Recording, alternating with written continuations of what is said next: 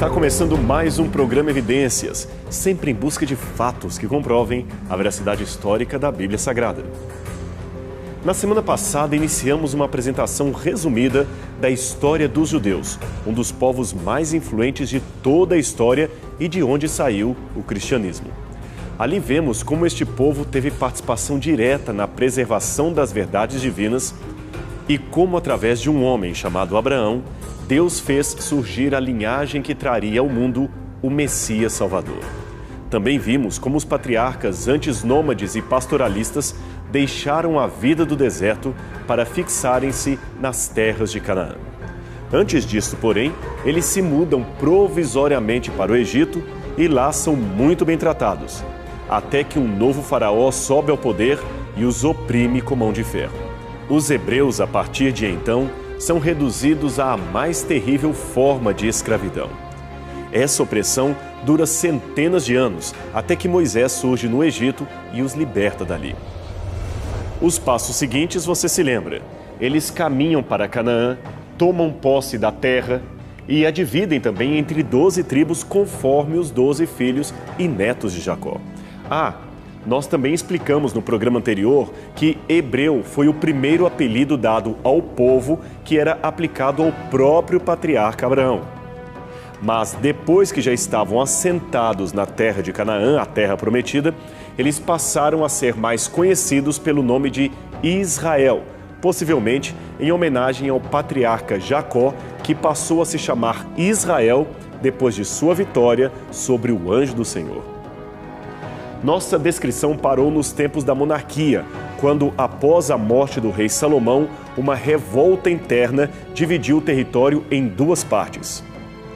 Em suma, foi assim que tudo aconteceu. Salomão foi um sábio e justo rei de Israel, mas isto não impediu que ele cometesse erros e ganhasse severa oposição do povo. Ainda em seu governo, Jeroboão, que era filho de um dos homens de maior confiança do rei, provocou uma revolta contra a casa real por causa dos impostos abusivos que eram cobrados do povo. E de fato, no auge de sua glória, Salomão começou a ter ideias muito imperialistas de governo, que eram, é claro, contra a vontade de Deus. Isso fora a sua idolatria e contaminação com mulheres pagãs. Na sua primeira revolta, Jeroboão não foi bem sucedido e acabou tendo que fugir para o Egito, onde ficou sob a proteção do faraó.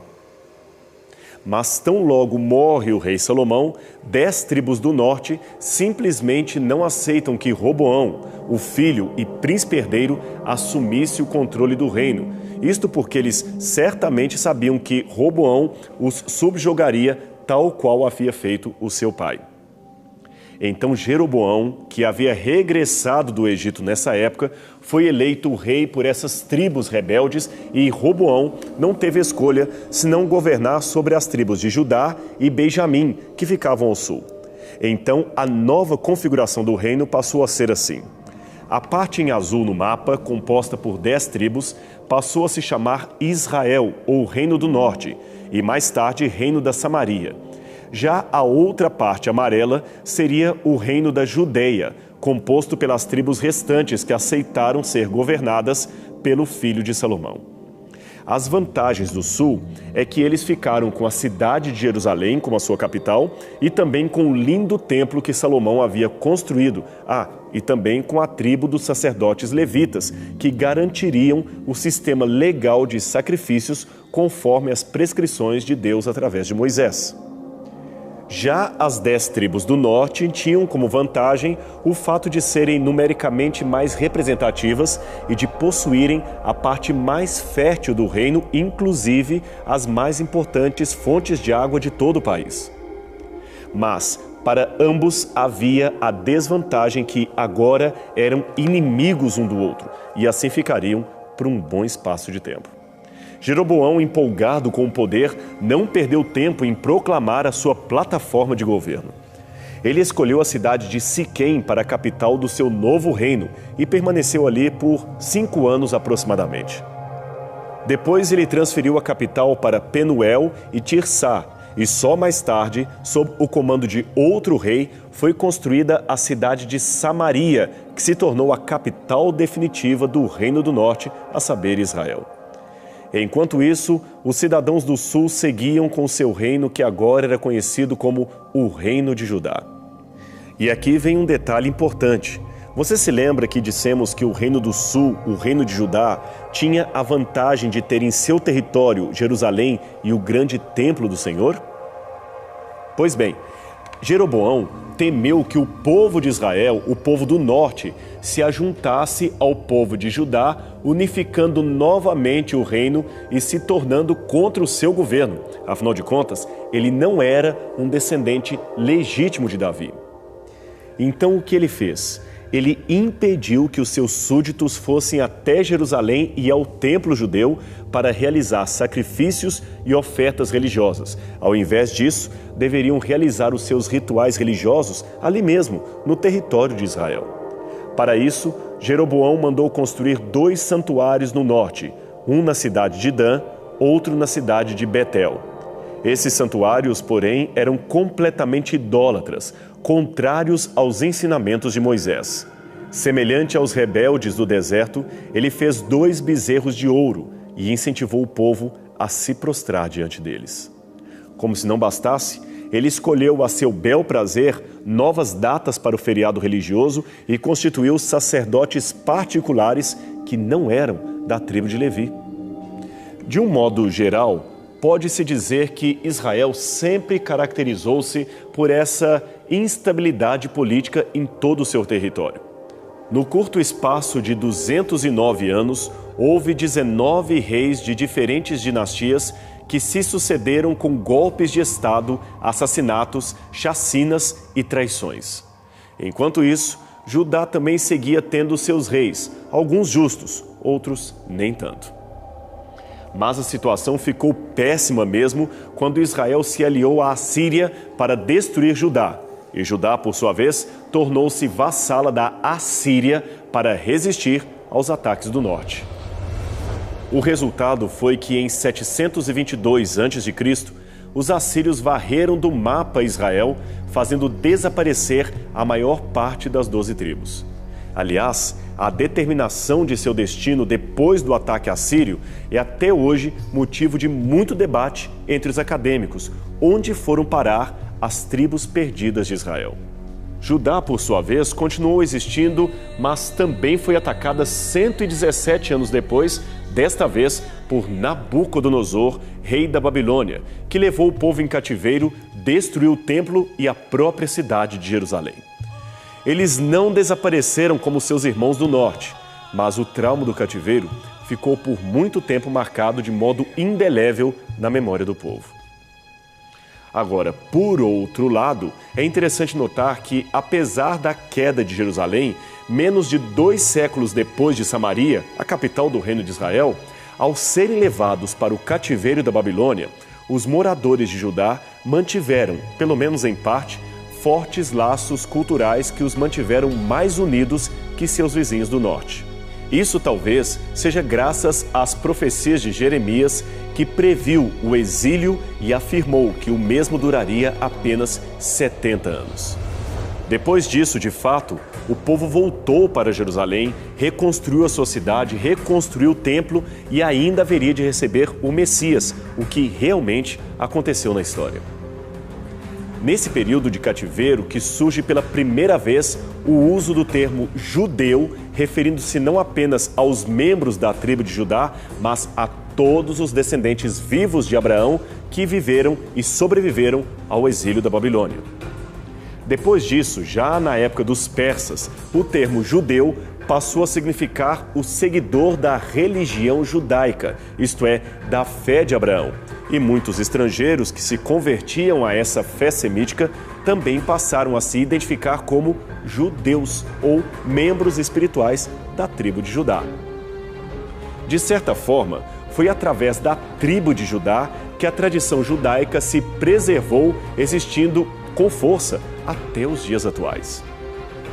Então, se você se lembrar do que falamos desde o primeiro programa, os descendentes de Abraão foram primeiramente conhecidos pelo nome de hebreus, depois israelitas e, finalmente, após o cativeiro, judeus. Hoje ainda temos o termo israelense, que é de uso moderno, e sobre isso falaremos num outro programa. Agora, continuando a nossa história, passado o tempo do cativeiro previsto por Jeremias, Ciro, o Grande, conquistou a Babilônia e enviou os judeus de volta para o seu antigo território. Assim, ele designou para eles a província de Yehud, que, de maneira geral, era o mesmo território da antiga província ou tribo de Judá.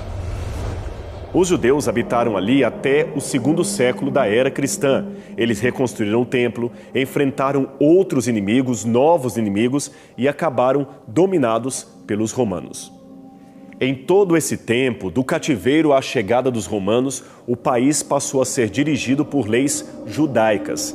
Lembre-se que a sua religião nesta época, como dissemos, passou a se chamar judaísmo, e a prática religiosa de Judá, especialmente com os acréscimos legais que foram ocorridos durante o cativeiro, passou a caracterizar as correntes mais piedosas do povo dos descendentes de Abraão.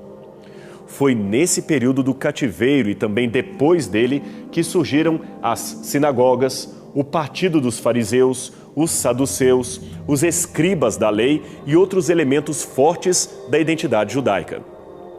Mas esse processo de semi-autonomia foi temporariamente interrompido em 168 a.C., quando os seleucidas da Síria tentaram pôr fim à liberdade dos judeus. Aí irrompeu a chamada Guerra dos Macabeus, quando os judeus reconquistaram a sua independência e a mantiveram sob a dinastia dos Asmoneus e também depois dos Herodianos. Esses últimos, porém, os Herodianos, não eram, a bem da verdade, eleitos pela vontade do povo, mas sim pela vontade de Roma, que agora dominava a região. Aliás, deixe-me contar essa história para você. Em 63 a.C., o general Pompeu Magno invadiu a Judéia e a anexou ao domínio romano. Entre 63 a.C. e 6 d.C., o território dos judeus foi um principado vassalo do Império de Roma. No ano 40 a.C., um homem chamado Herodes, que era genro de Hircano II, foi nomeado rei da Judéia por ordem de Otaviano e Marco Antônio. Esse título, na verdade, ele só foi exercer mesmo depois do ano 37 a.C. A ele foi concedida autonomia quase ilimitada nos assuntos internos do país. Ele cunhou moedas, construiu grandes monumentos, ergueu novas cidades no território e até reformou o Templo de Jerusalém, tornando-o um dos edifícios mais grandiosos da ocasião. O templo, você se lembra que Salomão havia erguido em Jerusalém, tinha sido destruído pelos babilônios. O seu processo de reconstrução já se arrastava desde os dias de Zorobabel e não parecia ter fim. Para piorar a história, este templo reconstruído na época de Zorobabel era muito tímido, muito pobre se comparado ao grande templo de Salomão. Ele não parecia digno de ser objeto do grande orgulho judaico. Mas com Herodes foi diferente, pois ele tornou o templo um edifício suntuoso e magnífico. O problema é que esse mesmo Herodes era um rei odiado pelos judeus, isto mesmo, ele era detestado. Primeiro, porque ele não era 100% judeu, mas sim idumeu. A sua mãe, para você ter uma ideia, era descendente dos árabes.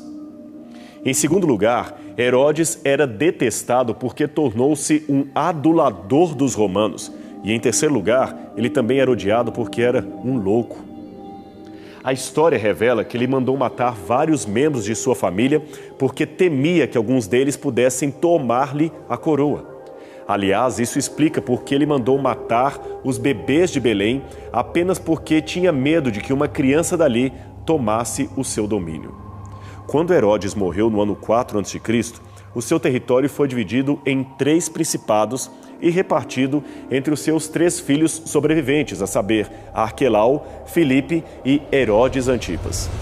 Esse Herodes Antipas ficou com a parte da Galileia e Pérea demarcados em roxo no mapa.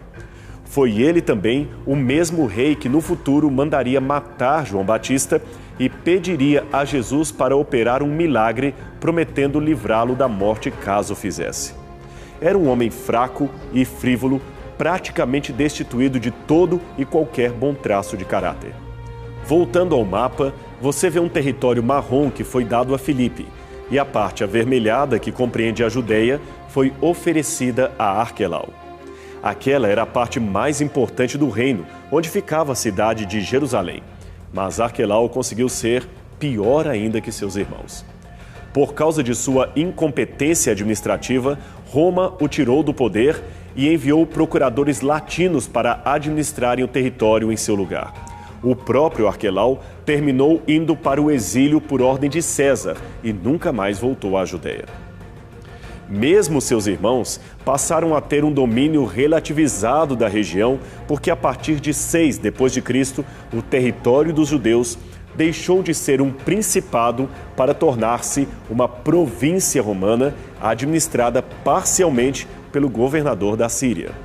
É por isso que o evangelista Lucas, ao descrever o censo realizado na época do nascimento de Jesus, o faz nas seguintes palavras: Esse, o primeiro recenseamento, foi feito quando Quirino era governador da Síria. Lucas 2, verso 2. Uma outra possível tradução deste texto seria a seguinte: Esse censo foi anterior ao de Quirino, quando ele era governador da Síria. Quirino, é claro, governou a Síria depois da morte de Herodes, mas a menção que Lucas faz dele serve para situar o evento na história e ilustra essa jurisdição parcial da Síria sobre o território judeu que acabamos de mencionar. E com esse quadro em mente, creio que dá para você entender melhor por que Jesus, ao ser condenado, foi primeiramente levado para Pilatos e não para Herodes. Pilatos era o prefeito da Judeia e Herodes era o rei parcial, digamos assim, do território da Galileia. Como era a festa da Páscoa, uma festa religiosa, ambos estavam em Jerusalém por causa do feriado judeu. Pilatos não queria correr riscos condenando Jesus à morte, pois isto poderia gerar uma guerra civil.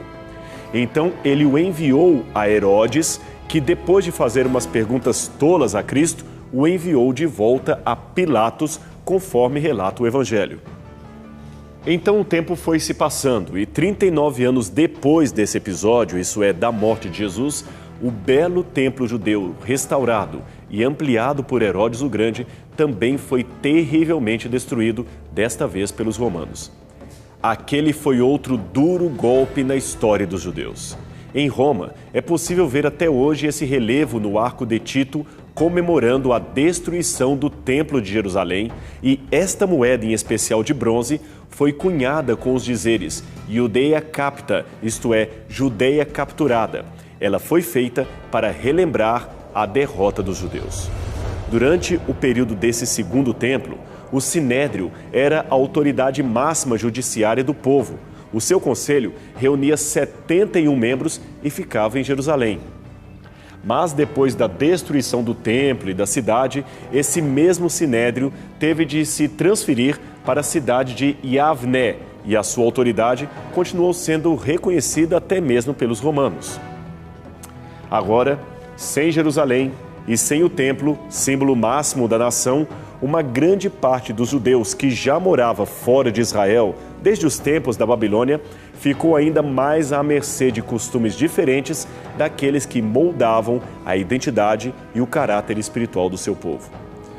Muitas comunidades judaicas, é claro, continuaram bravamente mantendo seus costumes e as suas tradições, mas também muitas outras, para não serem mais perseguidas pelos não-judeus, começaram a mesclar os seus próprios costumes com aqueles do mundo pagão. Desde a época do domínio dos gregos e agora também sob o domínio dos romanos, muitas tentativas foram feitas para que os judeus adotassem os costumes de outras religiões, como, por exemplo, o culto ao imperador, o culto a César. Foi, aliás, no intuito de resistir a essa helenização do judaísmo que se levantaram líderes como Bar Corba. Ele, escondido nas cavernas, organizou um exército e lutou bravamente contra os romanos. Ele até chegou a cunhar moedas como esta, estampando o templo que eles sonhavam reconstruir em Jerusalém. Mas o imperador Adriano sufocou a rebelião. E desta vez a resposta de Roma foi ainda mais agressiva. Adriano expulsou praticamente todos os judeus que pôde da região de Israel e sobre as ruínas da cidade de Jerusalém mandou construir no mesmo lugar do antigo templo um santuário para Júpiter. Isto foi entre os anos 132 e 135 depois de Cristo.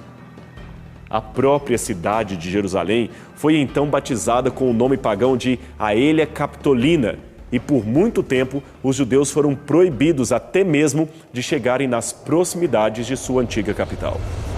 Adriano mandou que toda uma guarnição de soldados romanos, a 10ª Legião, fosse para a cidade apenas para assegurar que os judeus não chegassem nem perto de seu perímetro urbano ou do que sobrou dele. E como se não bastasse, o imperador ainda rebatizou a antiga terra de Canaã, a terra dos judeus, com o nome de Palestina. E Palestina é uma latinização do nome Terra dos Filisteus. O título, é claro, era uma provocação dos romanos. Foi, portanto, somente a partir daí que a região passou a se chamar Palestina.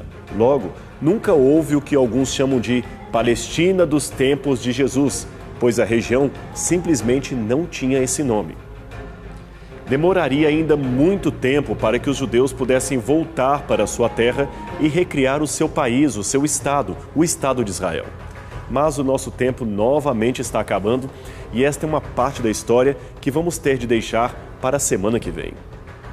Portanto, você quer saber como continua essa história dos judeus e como foi criado o Estado de Israel, a convivência nem sempre pacífica com os palestinos? Não perca a continuação aqui no programa Evidências, na sua TV Novo Tempo, o canal da Esperança.